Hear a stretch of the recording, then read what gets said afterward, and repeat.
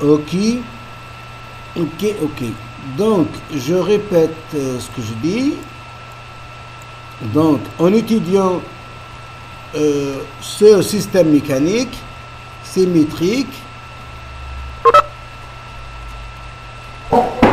et pareil que d'étudier le circuit électrique symétrique, le circuit qui est utilisé dans le TP. Donc, étudier l'évolution de X1, X2 de T, c'est pareil que d'étudier V1 de T et V2 de T.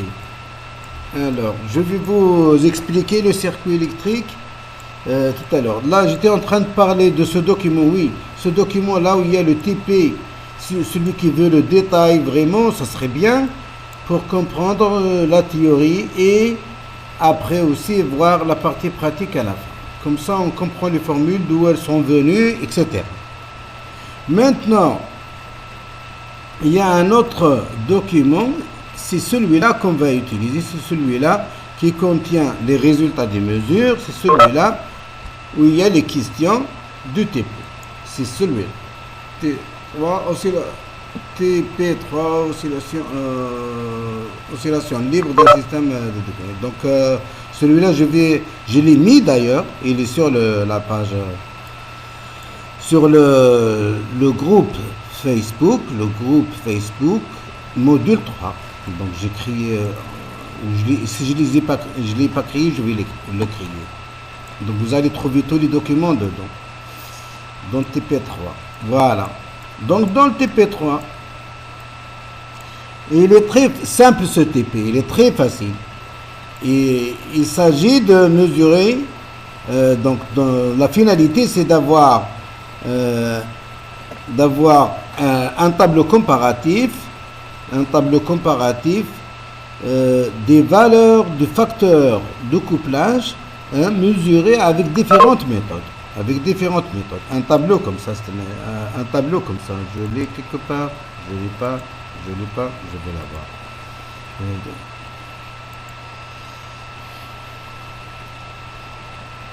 J'aime pas comment changer ce chambre comme ça.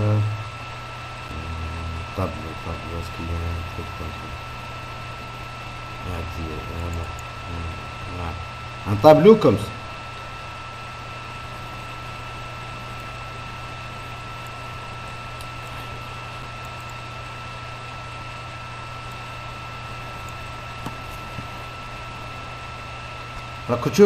Tout le monde voit. Voilà. Donc, on a la formule théorique. Celle-là, je vais vous montrer d'où est-ce qu'elle est venue. Et on utilise aussi le phénomène de battement pour mesurer oméga 2 et oméga 1. Là, c'est oméga 0. Ah, je me suis trompé. C'est oméga 2 et oméga 1. Et on utilise les méthodes des valeurs moyennes et la méthode des modes proches. Je vais vous expliquer tous les 4 méthodes. D'abord, je vais commencer par expliquer d'où est-ce qu'elle est venue cette définition de la valeur théorique. Alors, voilà. Si on fait la loi des mailles, on obtient deux équations différentielles comme ça, comme je vous ai dit tout à l'heure.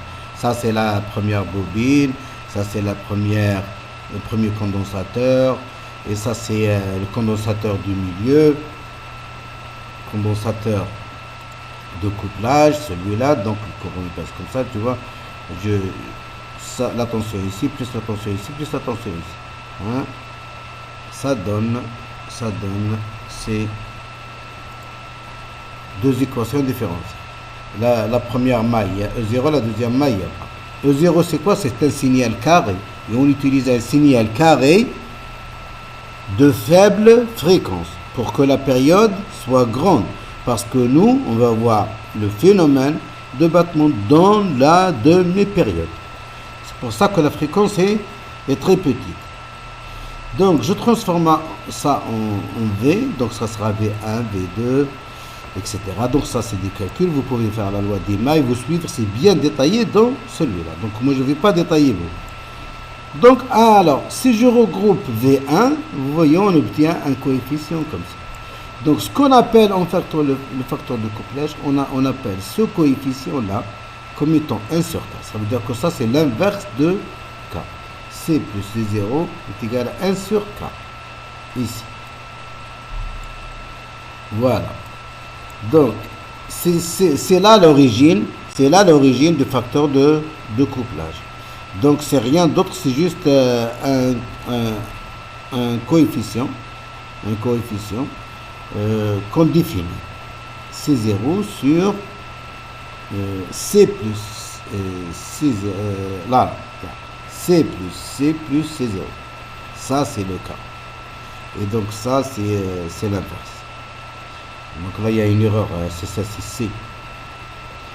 Enfin, voilà. Ça, c'est l'origine. Là, la définition, elle est là. C sur C plus C0. Donc, ça, c'est la définition du facteur de qualité. Donc, ça, c'est la valeur qui... Voilà. Donc, ça, c'est la formule théorique, elle vient de là. Donc, ça, vous pouvez la calculer tout de suite. Voilà. Ce qu'on donne, donc on va commencer par décrire le circuit électrique. Le circuit électrique, il est composé de deux mailles identiques. L identique. Condensateur.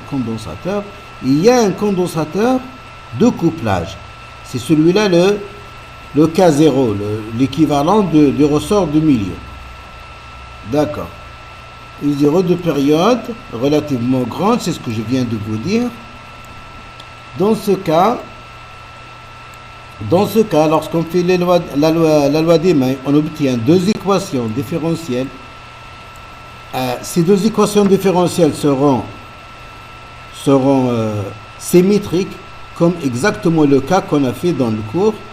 Donc, une fois on fait la différence et on fait la somme, on fait la somme et la différence, un changement de variable et on obtient à la fin, en fin de compte, on obtient les deux solutions V1 de T, V2 de T, exactement comme celle qu'on avait obtenue en cours.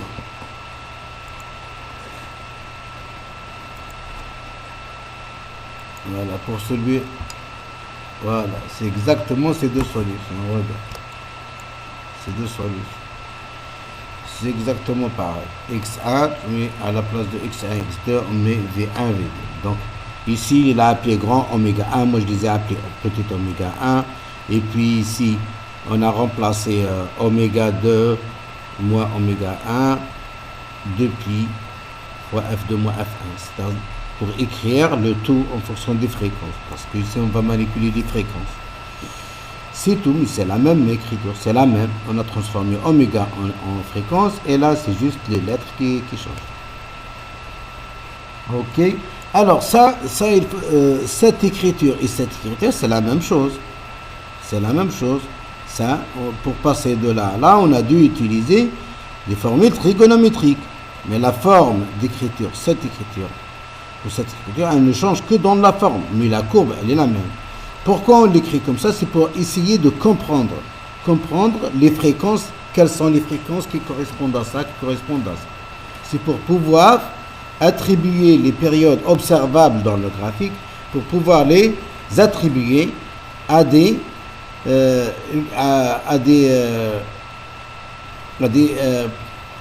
fréquences propres, pour pouvoir déduire les fréquences propres à partir des périodes qu'on voit sur le graphique. Donc, c'est pour cela qu'on a écrit la somme comme ça. Pourquoi? Parce que ça, on remarque que ça, c'est une fréquence faible. Donc là, une période grande, ça veut dire que ça va représenter l'amplitude qui enveloppe l'autre oscillation. Donc ça va être un cosinus grand, de grande période. Et là, c'est un cosinus de petite période, parce que fréquence grande. Donc ça va être à l'intérieur de ça. Donc voilà, j'ai identifié les oscillations correspondantes à cette fréquence et à cette fréquence sur le graphique. Donc c'est bon, après je peux attribuer les périodes. Donc là, ça va être le battement, ça va être oscillation. Là, pareil, ça c'est la période grande, parce que fréquence petite. f de moins f1, c'est plus petit que ça. Donc ça va être l'enveloppe, et ça va être l'oscillation qui sera à l'intérieur. Ça, c'est la fréquence grande, toujours, c'est la fréquence rapide. C'est là où il y a la période petite. Donc c'est la petite oscillation qui sera incrustée à l'intérieur de cette oscillation de grande période. Voilà, donc ça va être la modulation, et ça va être la fréquence oscillation qui sera enveloppée à l'intérieur. Voilà, donc c'est ce qu'il demande ici. Il faut répondre tel que c'est ce que je viens de dire. Et il vous demande exactement quelles représentent les fréquences actuelles. Donc vous répondez, c'est ce que je viens de dire, d'expliquer. Vous retournez, vous avez le vidéo, vous aurez le vidéo, vous pouvez revenir en arrière. Montrer que les tensions. Donc ça, celui qui peut démontrer, il peut, celui qui ne peut pas, c'est pas grave. Il utilise le résultat. Ça vient d'où? C'est juste que ici, parce que ici on n'utilise pas directement un circuit comme ça. Il y a un générateur. Donc il y a un générateur. Oui.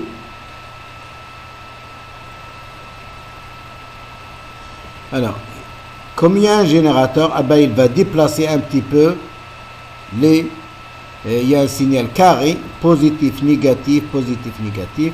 Donc, après, dans la demi-période, on va observer le même phénomène autour d'une certaine valeur positive et autour d'une valeur négative. Donc, cette valeur, ça se calcule. On peut les calculer.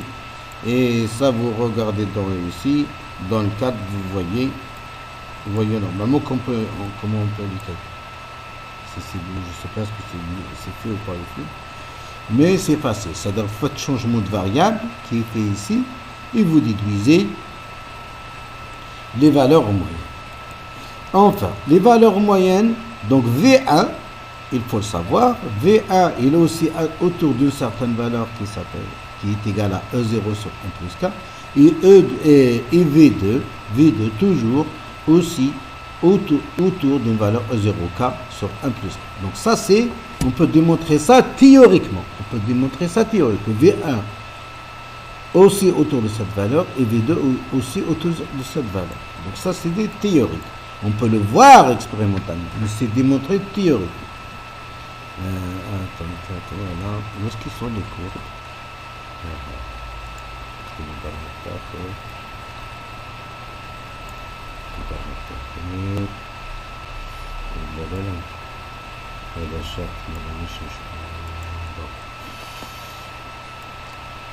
Alors, voilà. Voilà, encore quelque chose. Alors, ce qu'on a défini V1, c'est quoi? C'est la tension aux bornes du premier condensateur. Et V2, c'est la tension aux bornes du deuxième condensateur. Donc V1 et V2, c'est eux les deux tensions qui vont nous présenter le phénomène de battement. Alors V1, il est connecté à la voie 2, ou CH2. V1, il est connecté à la voie 2. Donc pour visualiser V1, je dois aller à la voie 2. Je visualise la voie 2, j'ai V1 et j'ai le phénomène de battement. Maintenant, pour V2, est-ce que je peux le voir quelque part? Sur la voie 2, j'ai V1, j'ai dit. Alors V2, les gens se trompent, c'est pas sur V1 direct. Si je vais sur V1, je ne vais pas voir V2. Il faut faire attention. Sur V1, sur la voie 1, je vais avoir la somme jusqu'à la masse. Parce que c'est comme ça qu'il fonctionne l'oscilloscope. C'est toujours par rapport à la masse. Donc il est branché ici, la voie 1 est branchée ici. Et bien tu vas avoir V2 plus V1. Donc pour avoir seulement V2, il y a une astuce qu'on fait à chaque fois. C'est que l'oscilloscope, il a deux possibilités. Il a une possibilité d'inverser le signal qui est sur CH2. Il a aussi la possibilité de faire la somme des deux signaux. Donc nous, on va utiliser ces deux-là pour retrancher cette partie de la voie 1. Donc la voie 2, on l'inverse. Donc on aura moins de 1 ici. Et après, on fait l'addition avec la voie 1. On fait l'addition. Donc on va retrancher la partie V1. Donc qu'est-ce qu'il nous reste? Le résultat qui reste, eh ben, il reste uniquement V2. qui reste sur l'écran, que tu vois automatiquement sur l'écran. Une fois que tu inverses, puis après tu fais add, automatiquement, tu fais add, automatiquement, il te donne le résultat entre les deux voies. Parce qu'il n'a pas add, c'est entre les deux voies. Ça marche qu'entre les deux. Ok, tu inverses, tu fais add, ça te donne le résultat. Ça te donne V2. Donc V2 aussi, je vais avoir le phénomène de battement. Voilà. Maintenant, on connaît les valeurs moyennes ici. Ok, c'est très bien. Maintenant, on va suivre le TP. Donc, il y a certaines données qui sont données ici. Alors, E0, on règle E0, 4 volts. Et la fréquence surtout à 100 GBF, quelque chose comme ça, c'est dit au départ. Pourquoi 100 Hz 100 Hz, pardon. Je disais. 100 Hz, c'est une fréquence très faible. Je répète, c'est pour avoir une période longue. Une période longue nous permet de voir le phénomène de battement bien clair. Alors, qu'est-ce qui est... Voilà, C est égal à 39 nanofarad et C0, 220 nanofarad. C0, c'est quoi? C'est le condensateur de couplage. C'est celui qui est au milieu, là. Ça, c'est C0. Donc, C, c'est 39 nanofarad. C0, c'est 220. Alors, monsieur, vous nous avez dit couplage faible. Oui.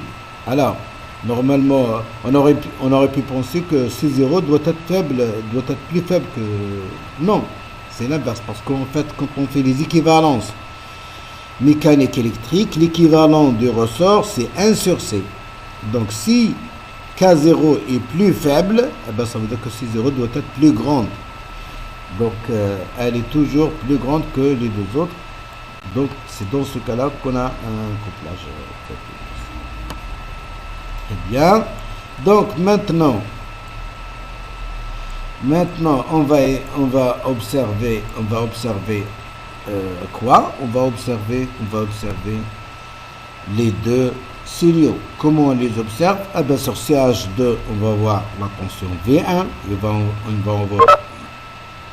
Et sur la inversion de la voie 2 et addition des deux voies, eh bien, on va voir V2. Voilà la méthode. V1, c'est accessible directement sur CH2. Par contre, V2, il est accessible par une petite manip. Il faut inverser CH2, puis faire la somme des deux chaînes. Voilà. Le résultat sera V2. Alors, maintenant,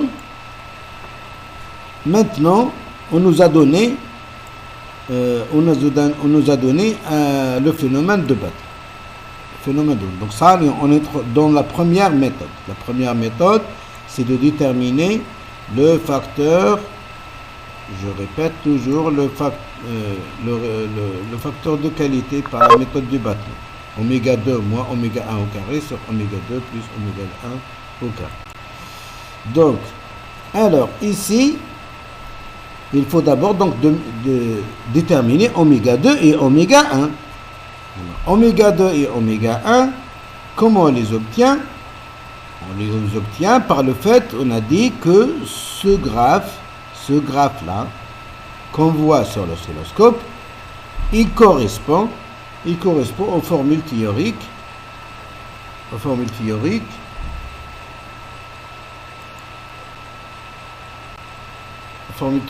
que j'ai écrit tout à l'heure. Ah, ils sont écrits en haut, non? Voilà. Ils correspondent à ça. Et donc, on a répondu aux questions tout à l'heure. On a répondu aux questions TP1, TP2. Et on a répondu aux questions. Donc, voilà.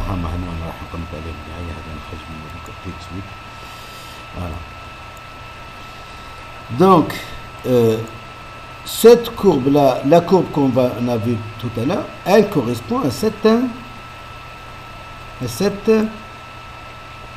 deux formules de solution, V1, V2. Alors, donc, je vais commencer par la première oscillation, l'enveloppe, celle de période F2 moins F1. Donc là, ici, on l'appelle F2 moins F1. Donc ici, je dois souligner un petit quelque chose, c'est que vous voyez, c'est pas comme dans le cours, vous avez un cosinus parfait. Là, vous voyez, ça diminue à chaque fois. Pourquoi? Parce qu'il y a toujours des amortissements. C'est pas possible de supprimer tous les amortissements dans un circuit électrique. Parce qu'il y a toujours des fils, il y a toujours des résistances internes de générateur. Et c'est pas possible de supprimer tout. Normalement, si on avait un circuit parfait où il n'y a pas de résistance, ça va être c'est comme ce qu'on a vu en cours. C'est-à-dire, on aurait un truc parfait comme ça. On aurait quelque chose de parfait comme ça. Mais là,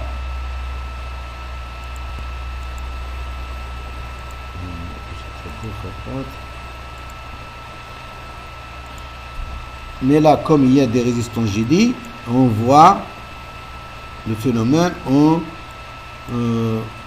décroissement en fonction avec le temps. D'accord. Mais peu importe, nous, on comprend, on sait pourquoi. Ok, très bien. Donc maintenant, il faut la période, elle est où? Donc ça, la période, elle est là. Si je commence de là, ben je fais ça comme ça. Si je commence de là, ben ça. Donc là, c'est la période. Donc ça, c'est la période de l'enveloppe. On appelle ça la période modulation, Tn. Donc, cette boule-là, la largeur de la boule, c'est Tb. C'est la période T battements. Ça, c'est un battement. Mais il faut 2 battements pour faire une période. Ok? 2 battements pour faire une période.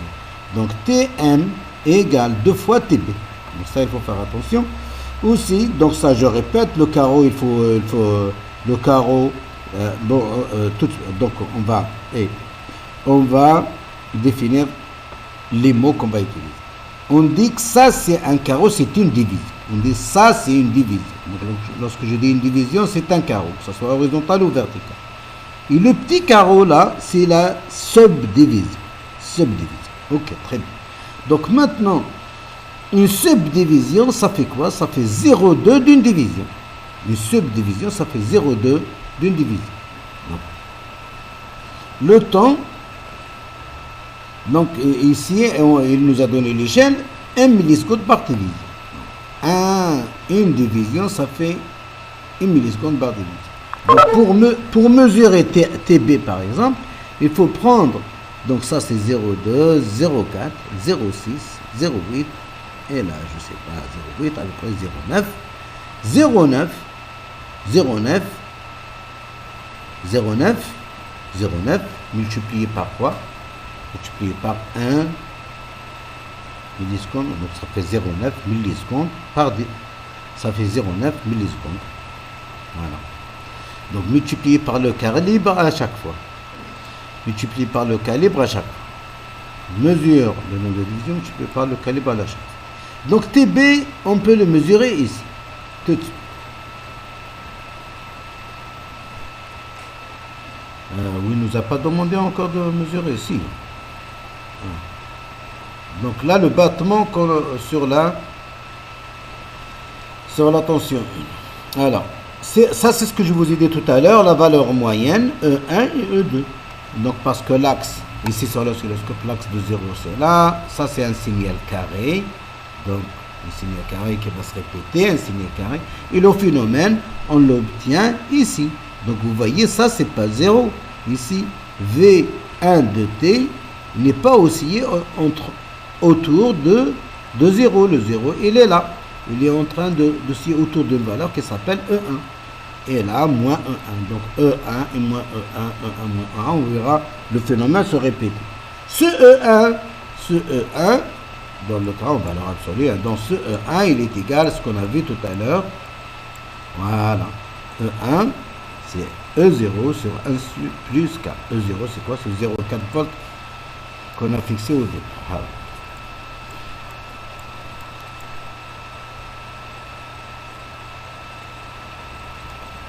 Voilà. Maintenant, on veut observer le phénomène de battement sur la tension V2. Donc ça, c'est juste observation. Alors, la tension V2, comme on a dit, comment on fait? On fait en inverse CH2 et on fait la 10. Donc on obtient quelque chose comme ça. Qu'est-ce qu'on voit? On voit aussi pareil. On voit aussi le phénomène de battement, exactement pareil. Avec des petites différences, c'est que ici, regardez, c'est proche de 0, c'est petit. La valeur moyenne indique. Voilà, c'est toujours autour d'une valeur moyenne. Voilà, autour d'une valeur moyenne. Cette valeur moyenne E2, elle s'appelle ici E2, elle est égale à quoi? E0K sur 1 plus K, vous reverrez les formes. Et comme K est toujours inférieur à 0, à 1, donc c'est pour ça que vous avez cette valeur moyenne plus petite que celle de la tension 1. Très bien. Est-ce qu'on a fini là? Voilà. Donc maintenant, mesure à effectif.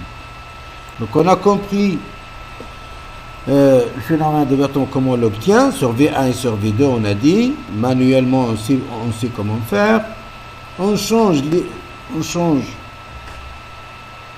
de calibre pour des mesures plus précises. Vous voyez. Donc là, il a agrandi. Il a changé le calibre. C'est pour zoomer sur le phénomène de battement de V1. Parce qu'en haut, c'était plus petit. Donc c'est juste pour voir. Donc c'est ici qu'on fait les mesures parce que ça va être plus précis. Alors, qu'est-ce qu'il demande de faire? Donc il demande de mesurer TO et TB. TB, on a dit que c'est ça. Et TO, c'est à l'intérieur. TB, c'est ça. Et TO. Alors, il faut faire attention. TB, ça va être la moitié de la période. TB, la période de modulation. Par contre, TO, c'est là, c'est entre deux maximums successifs, c'est une période. Donc, TO, c'est une période directe. Par contre, là, c'est la moitié. Alors, qu'est-ce qu'on fait? On sait que 2P sur Tm, ça donne, on l'appelle oméga m, pulsation liée à ce Tm là, la pulsation, la fréquence liée à on sait que à chaque période correspond à une fréquence. Donc 1 sur Tm, ça va être Fm, ça, moi j'ai utilisé les oméga, donc c'est oméga m, c'est 2P sur Tm. Très bien. 2P sur Tm, donc ici ça correspond à laquelle? Celle-là ou celle-là? C'est celle qui a la période grande. La modulation, c'est celle qui a la période grande. Donc, fréquence petite. Ou pulsation petite. Alors, celle-là ou celle-là, c'est laquelle qui est la plus grande? Celle-là, elle est la plus grande parce que c'est la somme. Donc, c'est celle-là qui est la plus petite. Donc, c'est celle-là qui a la période grande. Donc, c'est celle-là qui correspond à la période Tm. Donc, c'est pour ça que je dis oméga m est égal à oméga 2, non oméga m sur 2. Et donc, l'autre, oméga O, c'est 2P sur TO. Voilà, j'ai TO, j'ai tout de suite le oméga correspondant. Et ce oméga-là, il correspond à quoi? Il correspond à la plus rapide, à l'oscillation la plus rapide. Voilà. Parce que cette forme d'écriture nous dit qu'il y a une oscillation qui est enveloppée dans l'autre. Donc, c'est laquelle qui est enveloppée. Là, on voit tout de suite, on voit clairement que c'est celle-là qui est dans l'autre, parce que ça l'autre. Voilà, on peut déduire les différentes périodes et les différentes fréquences. Voilà. Et là, c'est un calcul simple. Une fois on fait la somme, une fois on fait la différence, on déduit oméga 1 est égal à oméga O moins oméga, et oméga 2, oméga O plus oméga m. Voilà, donc à partir des graphes, on peut déduire ça. Donc, c'est pas sur cette graphe, c'est sur cette graphe qu'il faut faire. Donc ici, vous allez faire quoi? À partir de là, TB, hop, jusqu'à là. Jusqu'à là. Yak. Donc, ici, c'est facile pour TB. Alors, TB, ça va être quoi? Ça va être, il faut 1 carreau, 2 carreaux, 3 carreaux, 3 carreaux, 3 carreaux, virgule 2, virgule 4, virgule 6, virgule 8, et là, virgule 8, qu'est-ce que je dis, virgule 8, donc c'est 4. Ah bon, pour moi, 4 ou 7, je ne sais pas. Donc c'est à vous de mesurer. C'est juste pour me dire. Donc 0,2, 0,4, 1,4, 2,4, 3,4, 3,4, 3,6, 0,8, 4, 1,2, je sais pas, 1,3, 1,4, comme vous voulez. C'est à vous de voir, c'est à vous de déduire des choses. Hein? Très bien, donc ça c'est TB. Alors TM, ça sera le double, parce que la période on a dit que c'est ça. Donc ça fait 2 boules pour une période. TO c'est facile, tu prends 2 de suite.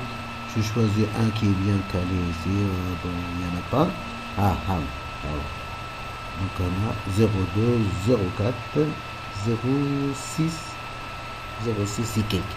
Alors, c'est à vous d'être précis, etc. Au max. Donc voilà, TO, GTB, TM, TB, donc va me donner TM et GTO, c'est bon, j'ai dit les deux pulsations, oméga M et oméga O. Si j'ai oméga 1 et oméga O, voilà.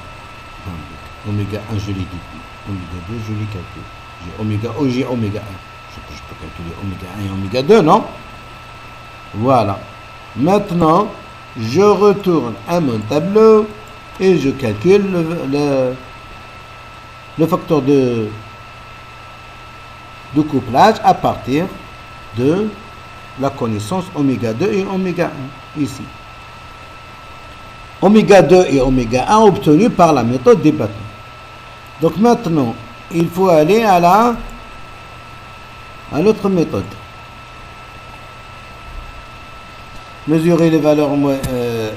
Ça s'appelle la méthode du coefficient de couplage par les valeurs moyennes. Donc ça, je l'ai expliqué tout à l'heure. J'ai dit que tout ce phénomène-là, on le regarde, on le voit toujours dans un signal carré qui se répète. Mais seulement nous, on a zoomé, on a montré ici qu'une période. Donc ça, c'est un signal carré. Tab, tab, tab. Et le phénomène, on l'obtient autour d'une certaine valeur. Donc là, c'est E2 et là, c'est E1. Il ne faut pas chercher trop à comprendre. Les valeurs théoriques sont là. Les valeurs de E2 et E1 sont théoriques. Donc V1 aussi autour de E1 et V2 aussi autour de E2. Les valeurs théoriques, E1 est égal à E0 sur 1 plus K et E2 c'est E0K sur 1 plus K. Donc des deux valeurs théoriques, je peux tout de suite remarquer que si je fais ça sur ça, théoriquement, cette expression sur cette expression, j'obtiens K. Donc K en fait est égal à la valeur V2 et V1, la valeur moyenne de V2 sur la valeur moyenne de V1. Or, la valeur moyenne de V2 et V1, je peux les obtenir à partir du graphe. Il suffit que je mesure bien, c'est tout. Hein, j'ai l'axe ici. Alors VE1, ça va être à partir de l'axe, à partir de 0. Donc le 0, il est là. Hein.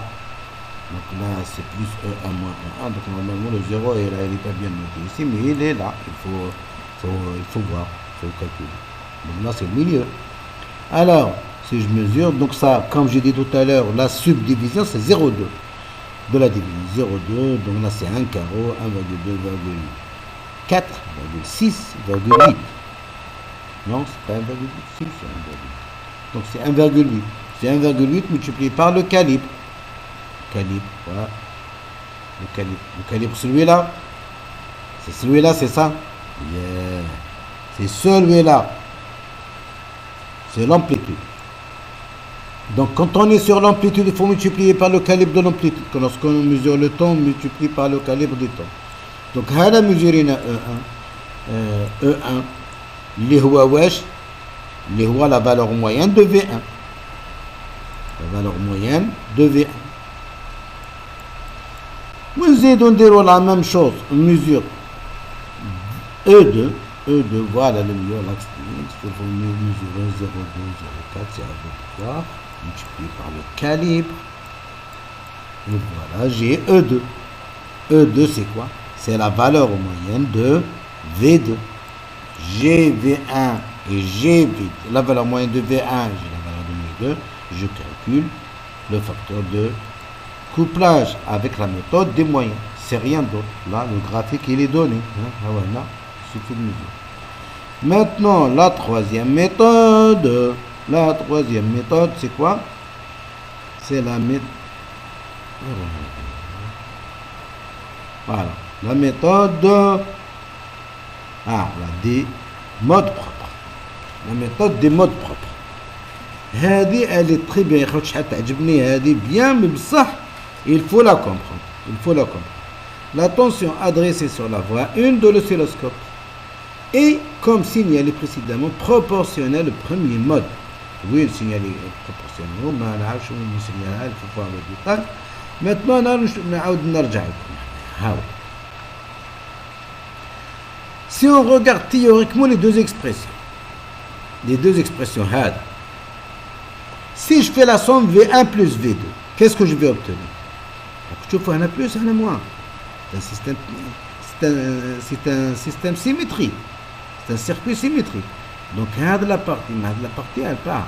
Donc, la partie oméga 2, elle est supprimée. Donc, j'aurai quoi? J'aurai 2 fois 1 cosinus oméga 1 t plus. Et si je trace, par exemple, si j'ai la possibilité de tracer cos oméga 1, je vais obtenir quoi? Je vais obtenir un cosinus simple. Un cosinus simple. Donc ça, c'est théorique. Donc normalement, si je visualise sur l'oscilloscope la somme V1 plus V2, je vais obtenir quelque chose qui correspond à un cosinus. Normalement, si les choses sont bien, on va voir ce qui arrive. Et un truc, juste pour préciser quelque chose. Alors, V1, V2, où est-ce que je vais les observer? Où est-ce que je vais les observer? J'ai déjà branché, moi, la voie 1, ici. Donc, si je regarde la voie 1 directement, j'ai automatiquement la somme. J'ai V1 plus V2 sur la voie 1, sans faire l'addition, sans faire le truc. Ça, je rebascule sur la voie 1. Qu'est-ce que j'aurai? J'aurai V1 plus V2. Donc, normalement, sur la voie 1, je vais voir un cosinus simple. La somme V1 plus V2. Alors, on va voir ce que nous a donné. Qu'est-ce qu'il nous a donné?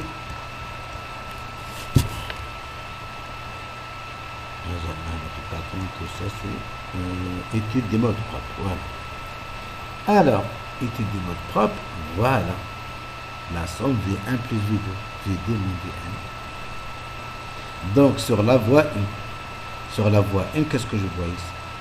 Pourquoi c'est décroissant? Parce que je vous ai dit tout à l'heure, ça c'est un cosinus. Et pourquoi il est décroissant? À cause des résistances qui sont dans les fils et dans la résistance interne qu'on ne peut pas supprimer. Donc c'est pour ça qu'il est décroissant comme ça. Mais en fait, ça c'est si on avait un circuit parfait, c'est un cosinus. C'est un cosinus. Donc vous voyez, donc V1 plus V2, il nous donne un cosinus. Alors, qu'est-ce que ça veut dire ça? Ça veut dire que si je mets du... Ça, c'est cosinus quoi? Mais quel oméga? Oméga 1 ou oméga 2? C'est cosinus oméga 1 de t. Donc, oméga 1, en fait, cosinus oméga 1 t. Et moi, je sais le lien oméga 1 et le graphe. Il suffit que je mesure la période ici. Et puis, le oméga 1 sera égal à 2pi sur t. Sur t1, je l'appelle 1 ici. La voie 1 ou le mode 1. Donc, ici, T1, je peux mesurer. Attends, est-ce qu'il y a un graphe plus... là, on va attendre le graphe plus large. Donc, il faut utiliser celui-là pour des mesures plus précises. Alors, il ne faut pas oublier l'échelle à chaque fois. Donc, l'échelle de temps qu'on va utiliser, c'est celui-là, parce qu'on est en temps. Donc, 0,2, 0,4, etc. Je mesure la période T1. Alors T1, 2pi sur T1, ça va me donner le oméga 1. Donc oméga 1, je l'ai directement en une première mesure, sans intermédiaire. C'est pas comme tout à l'heure dans les méthodes des battements où il fallait mesurer le oméga 1 et ensuite on déduit oméga 1. Là, c'est direct. Tu mesures T1, 2pi sur T1, c'est oméga 1. Pourquoi? Parce qu'on sait que la somme V1 plus V2, ça c'est le graphe de la somme, et la somme, il varie en cosinus oméga 1t. Donc ça c'est cosinus oméga 1. Très bien. Pareil, ça va être pour oméga 2, mais seulement, il faut trouver le point où on a V1 moins V2. Pourquoi? Parce que théoriquement, toujours, je reviens, théoriquement,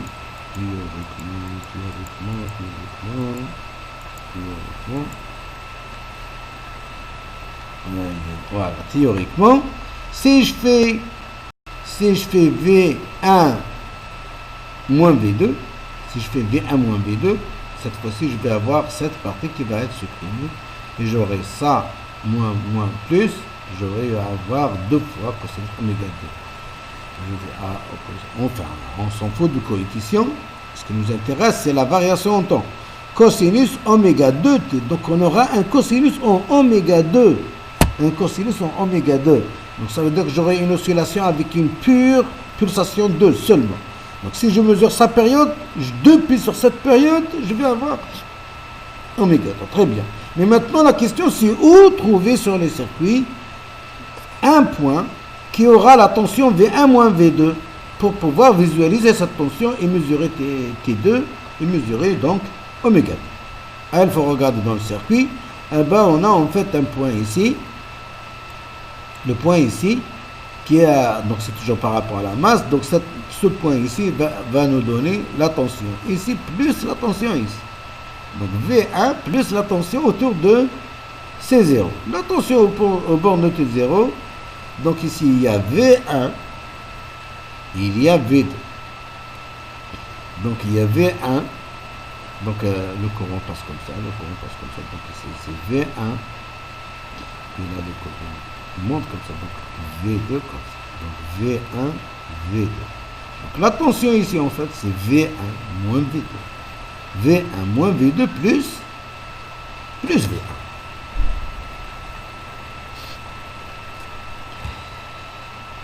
V1 moins V2 plus V1. Alors pareil,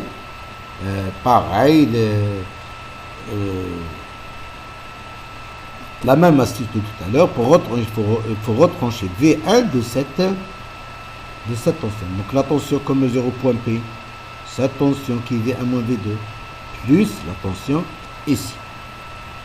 Enfin, V1 moins V2, c'est à une constante près, parce que là, c'est pas vraiment V1 ici. C'est Q1 sur C0, ce n'est pas sur C, parce que nous, V1, c'est Q1 sur C. Donc, là, on multiplie par C, on divise par C0, j'obtiens Q1 sur C, donc C sur C0 fois V1. Donc, en fait, c'est pas V1 directement, c'est C sur C0, V1. On s'en fout de la constante de multiplication. Mais ce qui nous intéresse, c'est la variation en temps. Donc, j'ai dit ici V1 moins V2 plus V1.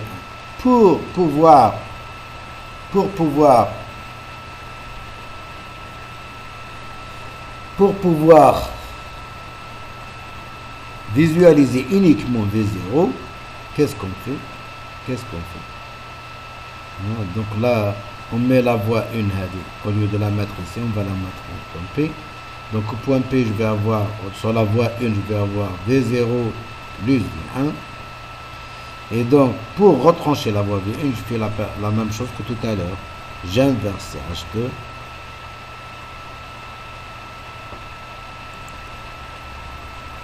J'inverse CH2.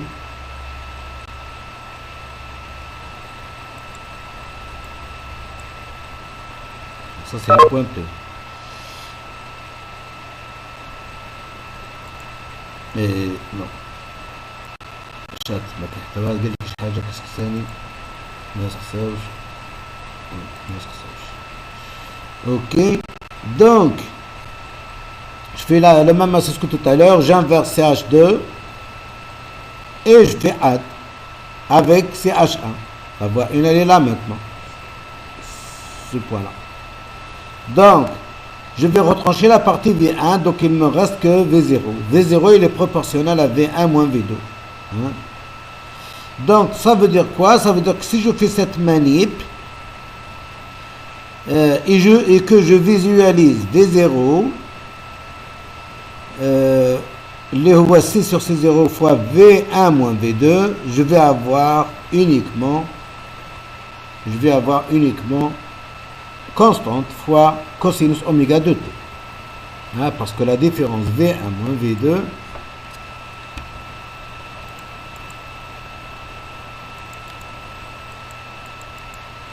la différence V1 moins V2 cosinus oméga de t. Donc ça veut dire que ce que je vais avoir sur l'oscilloscope, c'est cos 30 fois cosinus oméga de t plus oméga de t. Et donc si je visualise ça sur l'oscilloscope, je peux mesurer sa période et je déduis la deuxième fréquence propre. Et voilà, j'ai oméga 1 et j'ai oméga 2. Je calcule la même formule que tout à l'heure. Mais les oméga ne sont pas déterminés de la même façon. Là, c'est à partir du phénomène de battement, mais là, c'est avec une méthode directe. Et donc, on a un comparatif de valeurs. Différentes méthodes vont nous donner des valeurs ici. Et donc, vous comparez. Vous avez la valeur théorique. Vous pouvez dire quelle méthode est la meilleure. C'est laquelle qui me donne la valeur la plus proche. Et vous essayez de justifier et de dire pourquoi.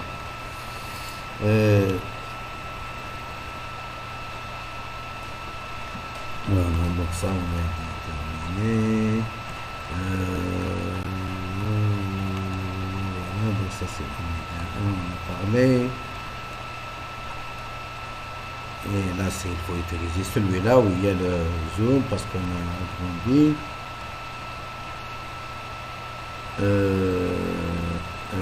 Voilà, ça c'est le 2. Voilà, ça c'est le 2.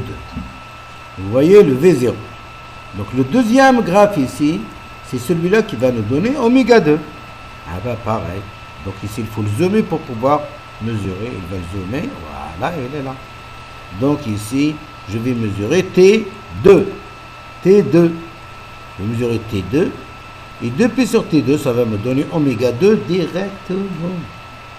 Je n'oublie pas à chaque fois de mesurer par le calibre. Donc T2, si c'est le nombre, je l'ai dit une fois, je ne vais pas le répéter à chaque fois.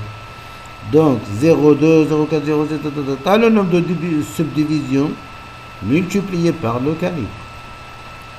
Hein? Et chaque subdivision, c'est 0,2. 0,2, 0,4, 0,6 multiplié par le calibre. Donc j'obtiens T2. 2pi sur T2, c'est la pulsation propre.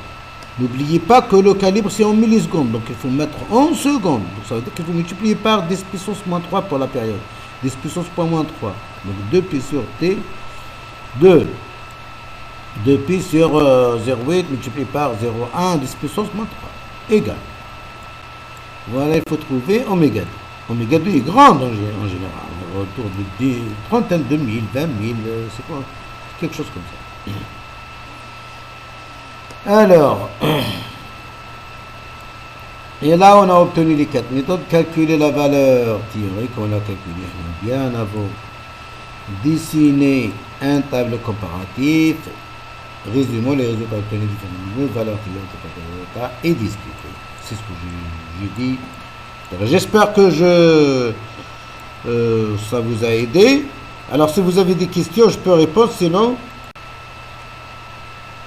Vous avez des questions?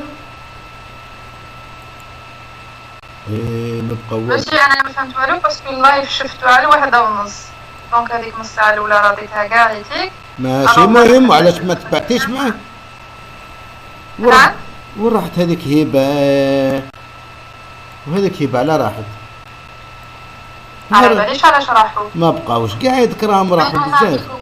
هذا وين شفت لا بوبليكاسيون تاعك يا شيخ انا تحط لنا 4 تاع الصباح بس ما علاش ديت على وحده من قالت لي هي قلت لهم في الجروب اللي راهو داير تي بي 3 مي واحد ما كان اون لين كاين اللي خلاو فيو كاين اللي ما كانوش اون لين شوف انا ما كنتش فايق راهم كاين ثلاثه برك